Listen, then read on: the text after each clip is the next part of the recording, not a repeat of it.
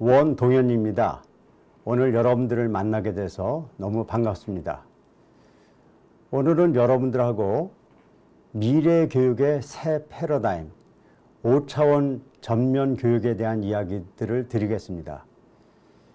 요즘 새로운 미래 시대를 맞이하면서 교육계뿐만 아니라 사회 전체가 굉장히 큰 충격에 있습니다. 우리 앞으로 시대는 어떻게 살아가야 되지? 우리 아이들 교육은 어떻게 해야 되는 것인가? 고민들이 많습니다. 오늘 이 고민들에 대한 답을 여러분들하고 한번 찾아보도록 하겠습니다. 이런 미래에 대한 문제를 해결하기 위해서는 미래 시대의 특징을 좀 아실 필요가 있습니다. 미래 시대를 이해하는 데 가장 중요한 것은 특이점이라는 말을 이해하는 것입니다. 특이점, 들어보셨을 거예요. 특별한 점이라는 것이죠.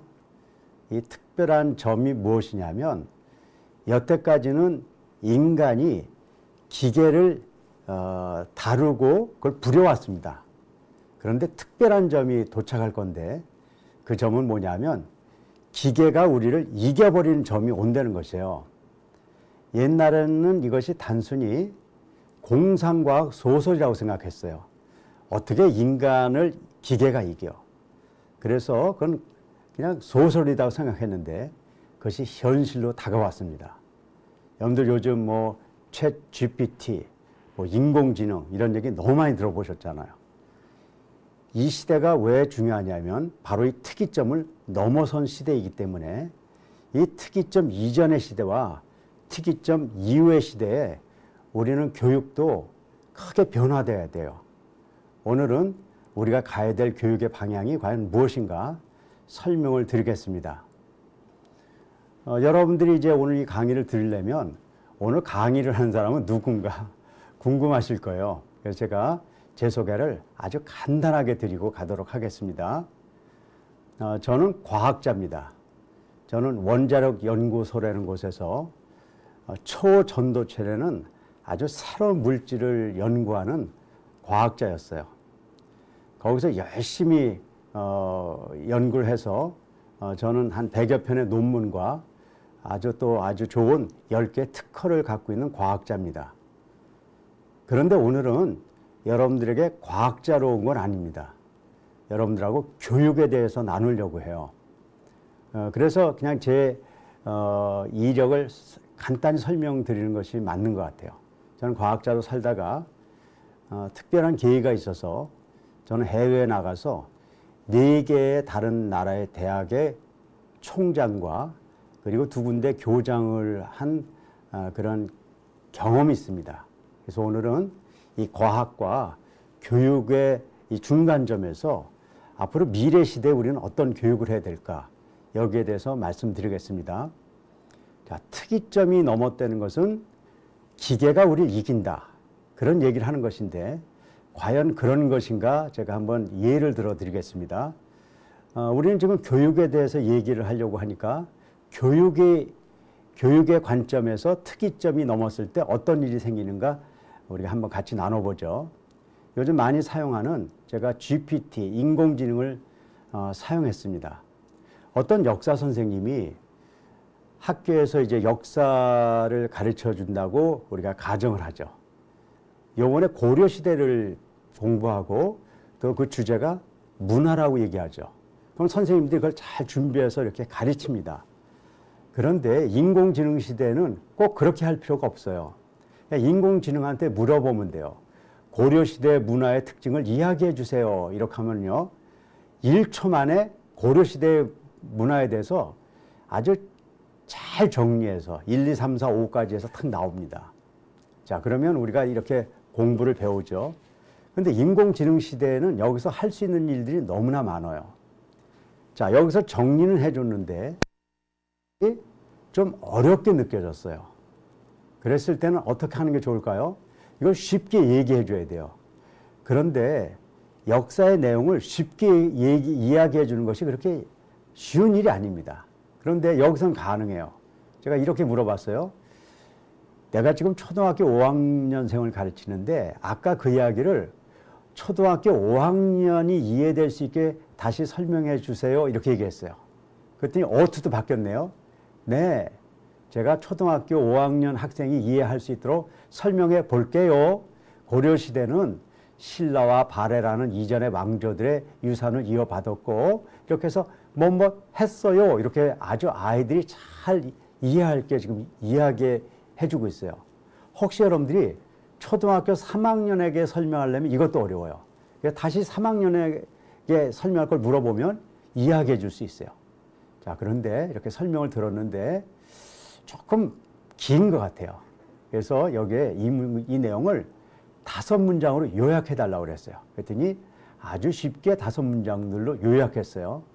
이것이 결코 쉬운 일이 아닙니다. 그런데 이제는 인공지능은 이걸 가능해요. 근데 이거보다 더 반전이 있습니다. 그런데 우리 학교 학생 중에 미국에서 이렇게 한국에 와서 공부를 하는 아이가 있는데 이 한국말을 잘 이해 못해요. 영어로 설명해 주면 도움이 될 거라고 생각해요. 그래서 영어로 이 얘기를 해주고 싶어요. 근데 우리가 이걸 영어로 설명해 주기 어렵잖아요. 근데 이렇게 한 줄만 물어보면 돼요. 위 문장을 영어로 번역해 주세요. 그럼 영어로 쫙 번역해서 나와요.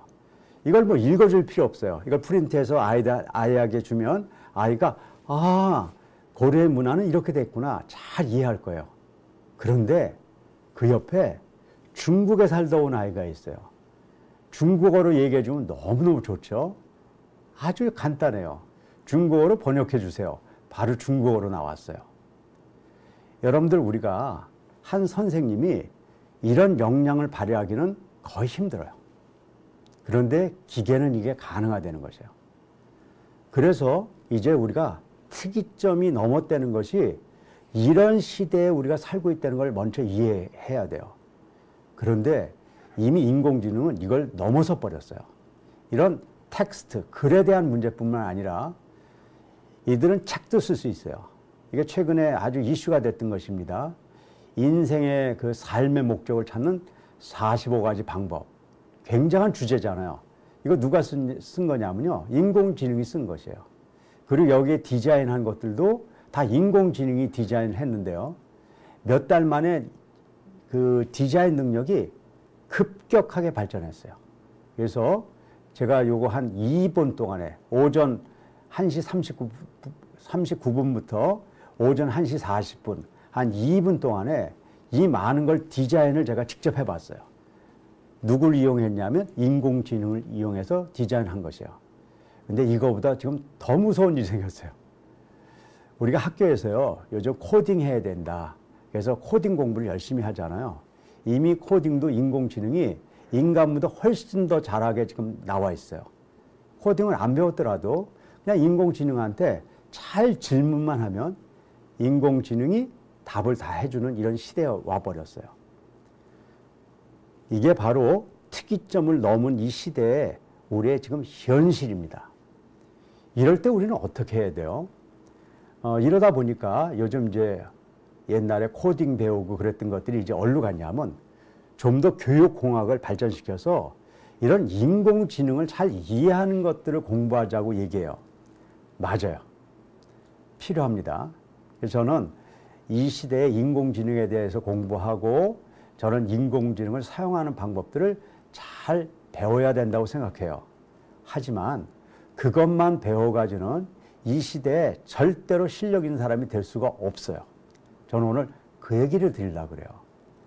왜 그러냐면 지금 모든 조건은 다 갖춰져 있어요. 물어보기만 하면 엄청난 양의 그 지식들이 재정리되고 우리에게 제공돼요. 하지만 사람마다 제공되는 그 답들이 다 달라요. 왜 그러냐면 인공지능은 어떤 질문을 했느냐에 따라서 어떤 답을 나오느냐가 달라져요.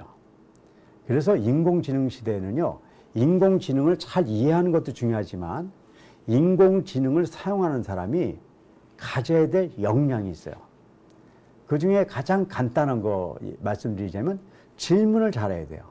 질문을 잘 하지 못하면 별로 좋은 결과가 안 나와요. 근데 질문을 잘한다는 것이 그러면 이제 질문을 잘하는 방법을 공부해야 되겠다. 공부해서 되지가 않아요. 왜 그러냐면 질문을 잘하기 위해서는 그거보다 더 깊이 있는 내면의 능력들을 필요로 해요. 그래서 우리가 이 인공지능을 잘 다루면 빌 게이츠 잘 알잖아요. 이 사람은 AI를 통해서 정말 우리가 새로운 가정교사를 갖는 것처럼 발전을 할 거라고 바라봐요. 그렇지만 딥마인드라고 인공지능을 실제로 개발한 사람들은요, 그렇지 않다고 얘기하는 거예요. 여기서 우리가 제대로 된 교육을 하지 못하면 이런 인공지능 때문에 아주 패배자가 양산할 거라는 것이에요. 그럼 어떤 때는 우리 인공지능이 우리한테 도움이 되고 어떤 때는 인공지능 때문에 우리가 패배자가 될까요? 두 사람 다 인공지능은 다 갖고 있어요. 그리고 인공지능을 다 사용하는 거예요. 하지만 어떤 사람은 패배자가 되고 어떤 사람은 좋은 도움이 돼요. 여러분들이 이 시대의 교육은 바로 이 답을 찾아내야 돼요. 인공지능을 잘 다루는 능력만 갖고는 안 돼요. 그것보다 더 깊이 있는 것들이 필요해요. 자, 한 예를 제가 질문을 들었습니다. 우리가 질문을 잘해야 된다. 그럼 좋은 질문하는 방법을 배워서 될까요? 그렇지 않아요.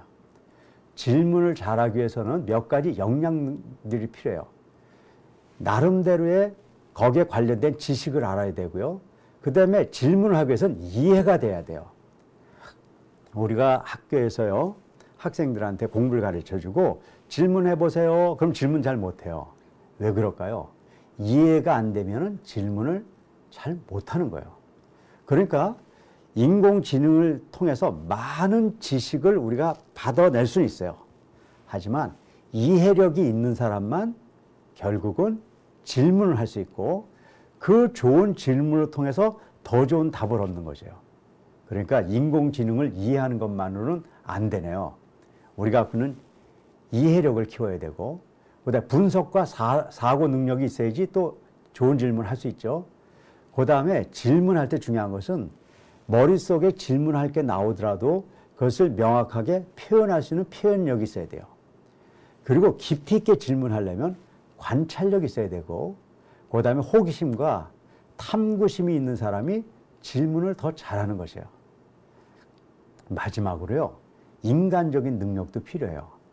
질문하려면 남을 존중하고 배려심이 있는 사람이 제대로 된 질문을 하죠. 남을 무시하거나 그런 사람은 좋은 질문이 나오지가 않아요. 그러니까 인공지능 시대에 질문을 잘하면 엄청난 힘이 되는 거고 인공지능은 대단한데 질문할 능력이 없으면 별 볼일 없다는 거예요. 그래서 인공지능 시대가 될수록 더 중요한 것은 지금 이야기한 이런 역량들이 필요한 것이에요. 근데 이거보다 더 중요한 것들이 있다고요. 자, 인공지능한테 이제 우리가 이제 영어로 뽑았는데요. 그 인공지능에 있는 내용들입니다. 인공지능을 사용할 때 인공지능이 리미테이션은 건 제약점, 문제점을 딱 적어놔요. 여러분들도 GPT 같은 걸 사용하면요. 처음에 딱 키면은 나는 이런 문제가 있습니다. 그렇게 얘기해요. 영어로 된 거기 때문에 제가 좀 설명드릴게요. incorrect. 내가 답을 할 거지만 이 중에 틀린 게 있을 수 있어요. 그렇게 얘기해요. 인공지능이 준 답을 정답이라고 생각하면 절대로 안 돼요. 거긴 틀린 것들이 있어요. 그리고 그렇다고 인공지능이 미리 얘기해요. 그 다음에 biased answer이라는 거예요. 이건 무슨 뜻이냐면 한 군데를 치우친, 사상적으로나 이념적으로도 치우친 답이 나올 수 있다는 것이에요. 그 다음에 lack of human insight. 기계이기 때문에 인간의 통찰력에 관한 것에 대해서 부족하다는 것이에요. 여기는 안 써 있는데요. 실제로 챗 GPT에 가면은요, 이렇게까지 써 있어요. harmful answer 한다는 거예요. 인간에게 해롭고 문제가 있는 답도 준다는 거예요. 우리가 앞에서 제가 간단히 이거 보여드렸죠. 이렇게 엄청난 이런 답이 주어졌어요. 여러분들 이거를 답이라고 지금 우리가 생각하는 거예요. 맞아요. 답의 90%까지는 왔어요. 근데 이 안에 틀린 것도 있고 이념적으로 치우친 것도 있고 인간에게 harmful한 해로운 것도 들어있어요. 그럼 어떻게 해야 될까요?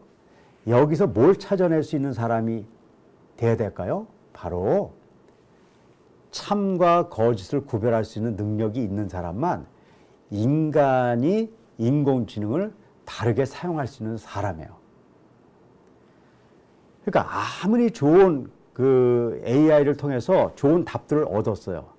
근데 참과 거짓을 구별할 수 있는 능력이 없는 사람은 그거를 멋지다고 사용하지만 나중에 잘못된 거고 치우친 거고 인간에게 해로운 걸 가지고 사용할 수 있어요. 그래서 문제가 생기고 패배자가 나오는 것이에요. 인공지능 시대에는 우리가 두 가지를 할 수 있어야 됩니다. 하나는 인공지능에 대해서 잘 아는 거예요. 그래서 인공지능을 잘 공부해야 돼요.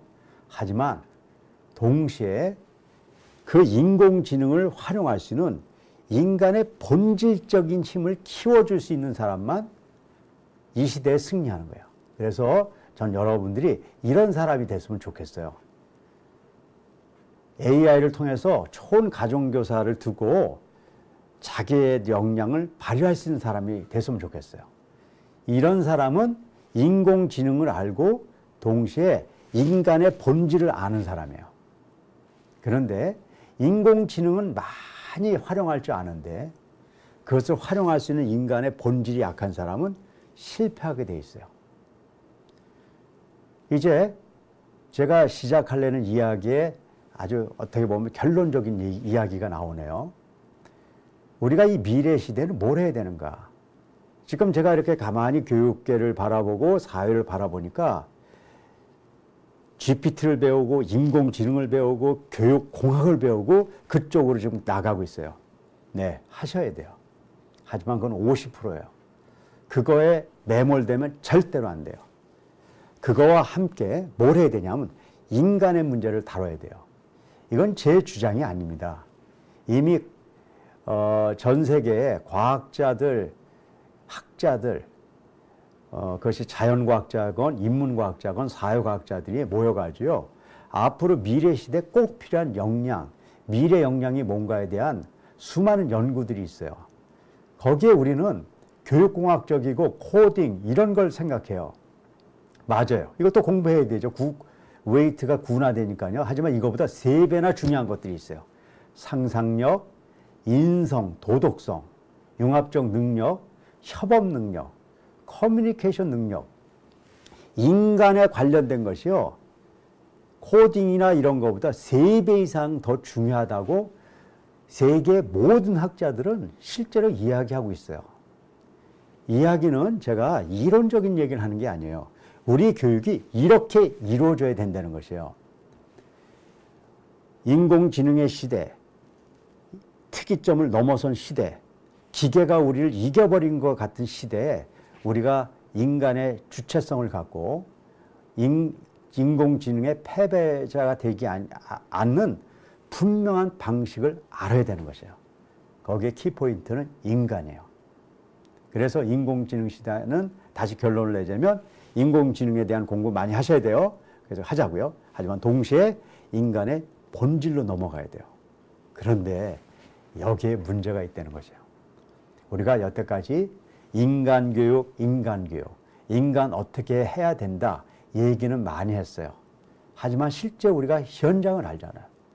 우리 교육의 현장에서 인간 교육이 일어나는 것이 쉽나요? 너무너무 어려워요. 갈수록 더 안 되는 것처럼 느껴지기도 해요. 이런 시대에 이 인간 교육의 회복이라는 것은 절대적으로 필요하다는 것을 일단 전제로 깔고 가겠습니다. 그래서 전 세계는 지금 이 미래 교육을 어떻게 할 것인가에 대해서 정말 큰 전쟁을 하고 있어요. 어떻게 이 미래 교육을 하지? 자, 그래서 그 큰 그 전쟁터에 우리 한국도 가만히 있으면 안 되죠. 우리 한국에서 교육기관 중에 아주 훌륭한 교육기관들이 많이 있지만 여러분들 카이스트라는 기관을 아실 거예요. 카이스트는 전 세계적으로 아주 유명한 과학자들이 있고 또 그러면서도 석박사를 길러내는 교육기관인 곳입니다. 여기에서 어떤 분이 2014년도에 벌써 앞을 바라보는 분이죠. 513억의 돈을 기부했어요. 그리고 한 가지 프로젝트를 요구했어요. 미래에 우리가 어떻게 살아가야 될지 전략을 짜달라는 것이에요. 그래서 이 513억을 갖고 미래 전략대학원을 세우고 그 전략대학원의 그 원장님이 대학원 원장님이 이광영 원장님이세요. 그 당시에. 그런데 지금 이분이 누구시냐면 여러분들 잘 아실 거예요. 카이스트 지금 총장님이세요. 현직 총장님이세요. 이분이 지금 카이스트를 통해서 한국의 모든 미래 전략을 지금 짜고 계신 분인데 이제 이분이 중심이 돼서 미래 꼭 필요한 게 뭐냐면 미래 교육을 우리가 어떻게 해야 되는지를 결정해야 된다. 그래서 2015년도에 카이스트 미래교육연구위원회를 설립하고 아주 중요한 분들 다 모셨어요. 우리 교육부 장관 계셨던 문용린 교육부 장관, 서울대에 가장 유명했던 우리 교수님들, 그 다음에 우리 교육장님들이 여러분들 참석했어요. 전북 교육장으로 계셨던 송재신 교육장님, 그리고 강원도에 우리 교육장님 계셨던 정금자 교육장님들, 그리고 교대 총장님들, 또 각 분야에 아주 훌륭하신 분들이 모여서 100여 명의 학자들이 모여서 2015년부터 2017년도까지 2년 동안에 100여 명의 학자들이 미래 교육 연구를 했습니다. 그리고 그 결과가 나온 것이 바로 대한민국 국가 미래 교육 전략이라는 책이 나왔어요. 우리가 지금 부닥치는 많은 문제들을 이때 거의 다 파악을 했어요. 그래서 이 시대에 어떻게 살아야 되는가에 대해서 해답이 나와 있는 책입니다. 그런데 이 해답의 핵심에 뭐가 들어있냐면요. 5차원 수용성 교육으로 미래 교육을 우리가 해나가자는 것이에요. 그래서 오늘은 제가 여러분들하고 바로 이 미래 시대에 어떻게 할 것인가를 여러분들에게 나누기 위해서 대한민국 국가 미래 교육 전략에서 이야기하는 5차원 수용성 교육으로 미래를 대비하자.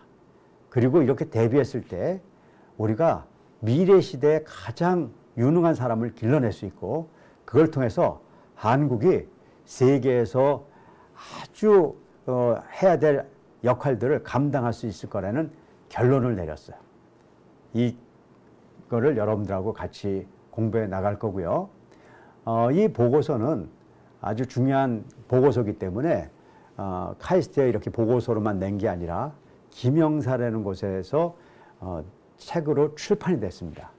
그래서 일반인들이 많이 볼 수 있도록 이렇게 했고요. 그리고 이거는 국가 자산으로 우리가 등록이 돼 있기 때문에 서점에 가서 살 수도 있지만 카이스트에 가서 다운을 받을 수 있도록 그렇게 해놨어요. 원래 출판을 하면 다운을 하는 것이 안 맞는 거죠. 하지만 이건 중요한 것이기 때문에 모든 국민들이 볼 수 있게 하기 위해서 다운을 받아서 볼 수 있도록 이렇게 만든 것입니다. 그러면 과연 카이스트의 국가 미래 전략, 교육 전략은 무엇인가?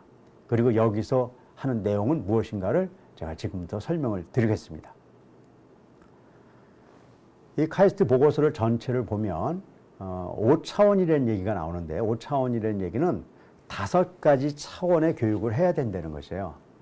그래서 미래 시대는 5가지 차원의 교육을 하는데 첫째, 전면적 인성. 이 카이스트도 같은 결론이에요. 인격을 바꿔주는 교육. 다시 얘기하면 인간의 아주 본질적인 부분을 바꿔주는 교육이 없이는 미래는 감당할 수 없다. 그래서 전면적 인성이 가장 중요한 교육이에요. 구체적으로 제가 조금 설명을 드릴 거예요. 두 번째는 창조적 지성이에요. 지금처럼 성적만 올리는 지식으로는 안 된다는 거예요. 자, 지금 같은 교육은요, 시험을 봐서 대학을 가는 데까지 유용해요. 그런데 그것이 미래에 필요한 실력으로 이렇게 만들어지진 않아요. 쉽게 설명드릴게요. 영어 성적이 높은데 영어 못하는 사람 너무나 많잖아요. 역사 성적이 높은데 역사 의식이 없는 사람도 많아요. 윤리, 도덕 성적이 높은데 남한테 피해를 끼치고 사기를 치는 사람도 있어요. 수학 성적이 높은데 비이성적이고 비논리적인 사람도 있어요. 그러니까는 공부를 했는데 그것이 실제로 인식할 수 있는 지식, 알기만 하는 지식이지 그것이 활용하거나 생산적으로 바뀌지 않는다는 것이에요. 바로 창조적 지성이 없어서 그래요. 그래서 두 번째는 우리가 배운 것들을 실제로 삶에 활용될 수 있는 지식을 만드는 창조적 지성이 필요한 것이죠. 세 번째는 글로벌 의식이 필요해요.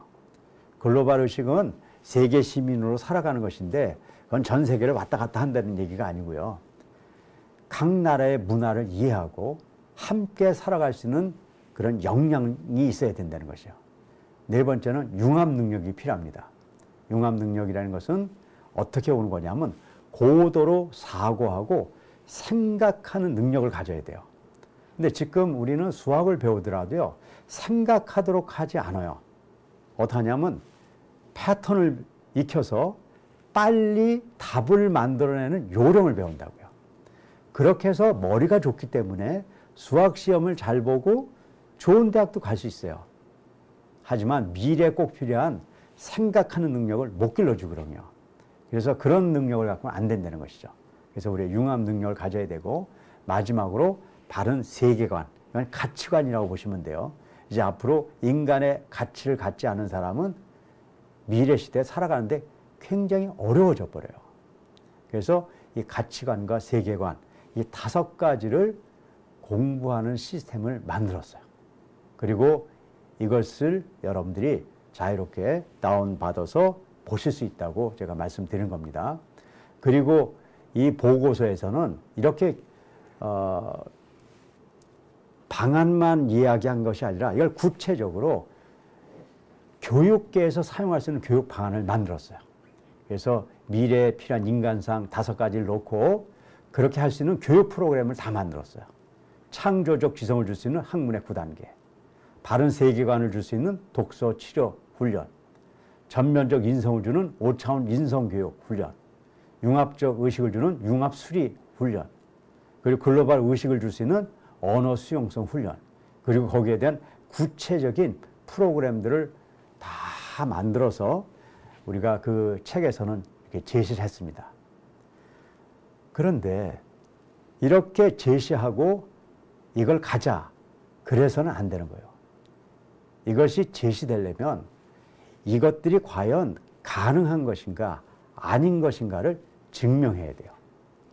그런데 다행히 저희 보고서에는 이미 이런 교육을 저희들이 해온 데이터가 있어요.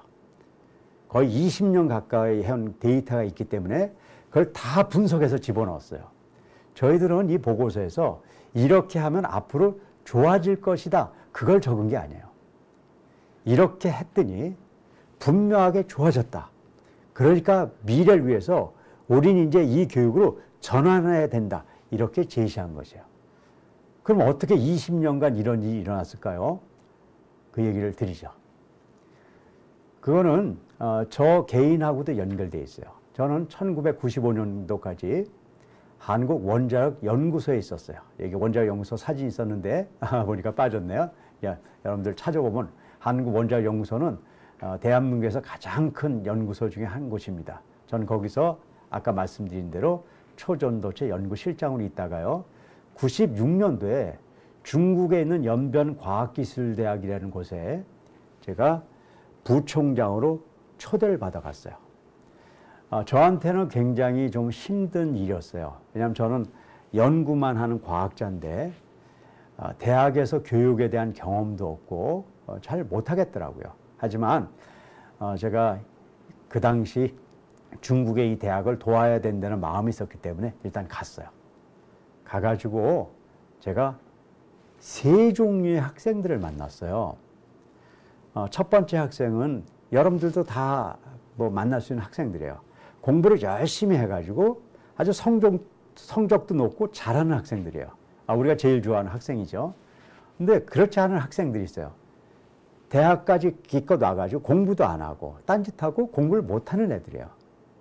그건 제가 다 이해가 됐어요. 그런데 한 종류의 학생들은 제가 이해가 안 됐어요. 아이들이 대학까지 와서 잘해보고 또 인생을 잘 살아보기 위해서 노력을 나름대로 하는 거예요. 그런데 별로 좋은 결과는 나오지 않는 거예요. 혹시 여러분들 자녀들 중에서, 여러분들 가르치는 학생들 중에서 그런 아이들 없나요?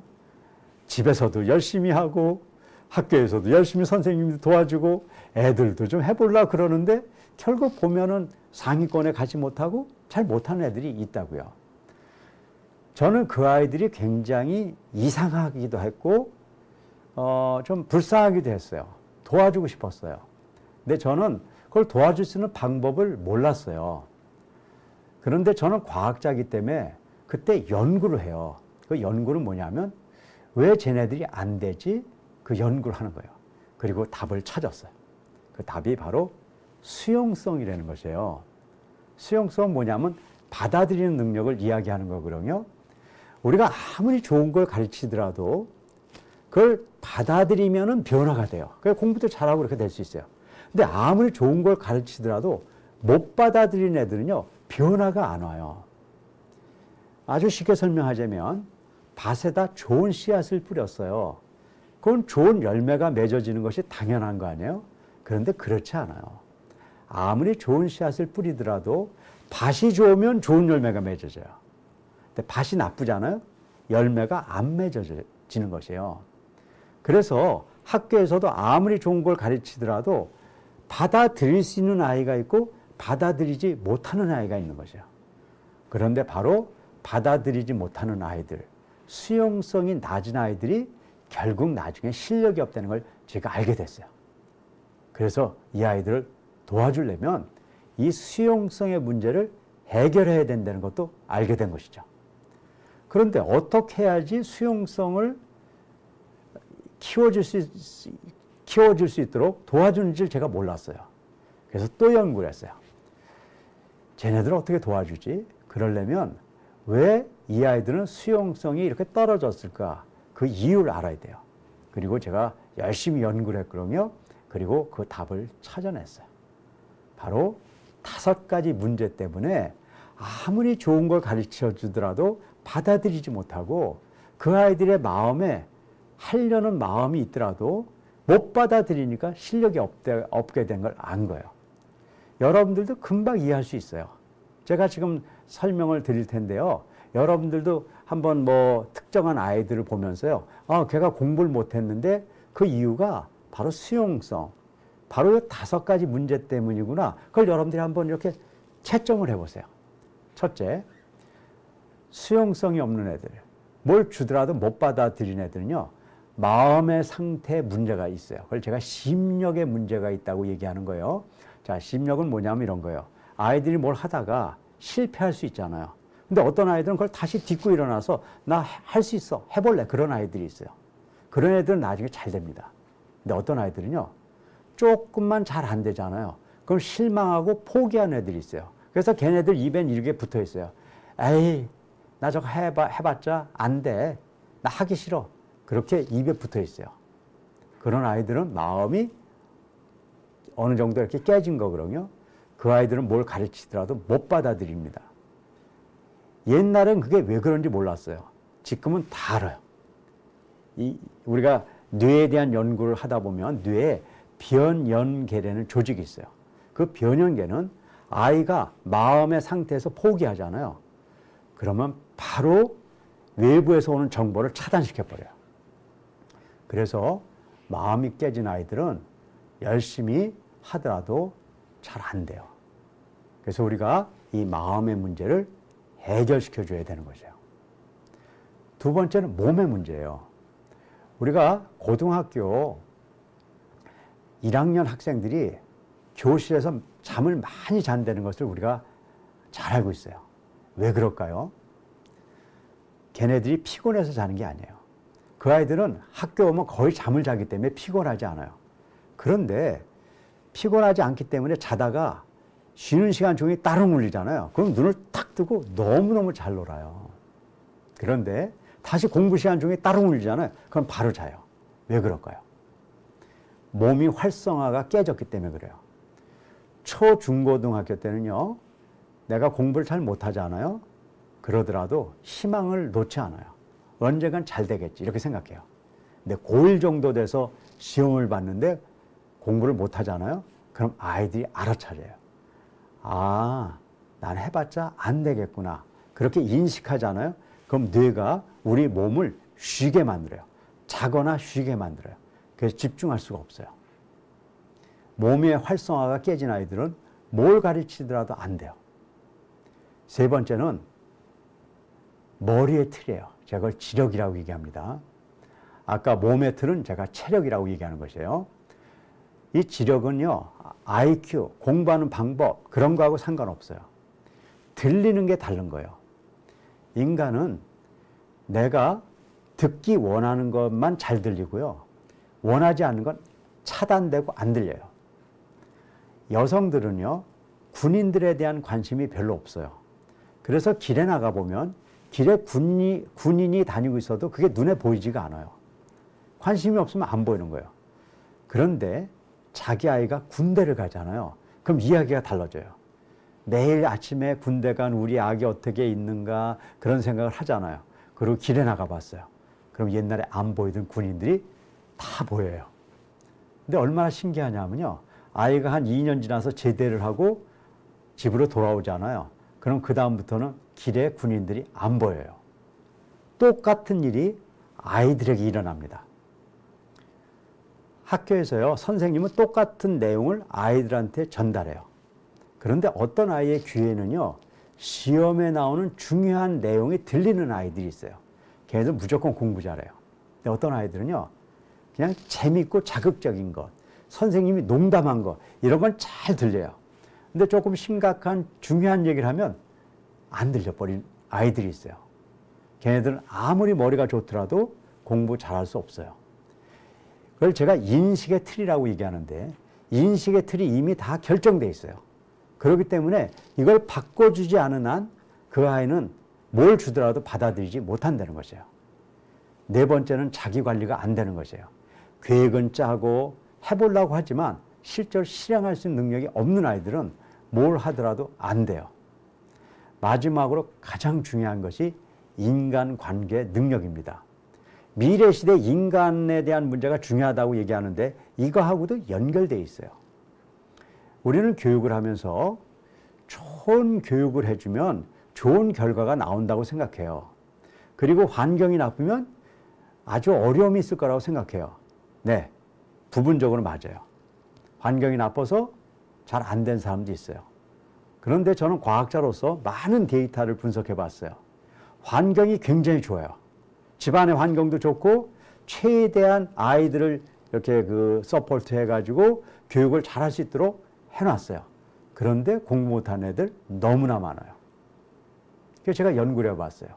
왜 그랬더니 인간관계의 회복 능력이 낮기 때문에 그래요.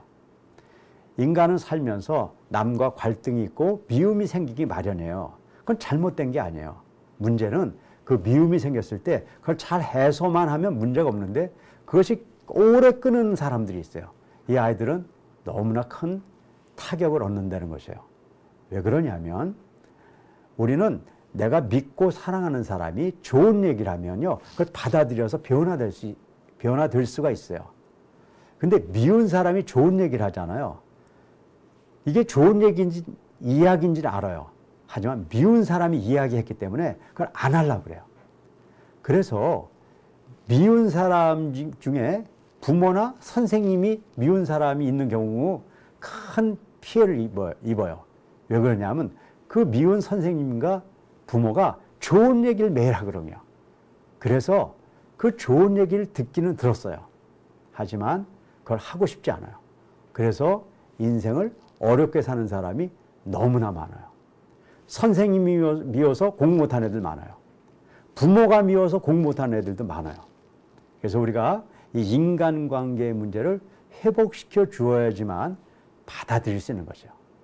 지금 얘기한 대로 이 5가지의 문제를 해결하는 것이 수용성의 문제를 해결한다는 것을 제가 알게 되고 이제 이 문제를 해결하기 위해서 또 다른 연구를 했습니다. 어떻게 해야지 이 5가지를 고쳐줄 수 있을까?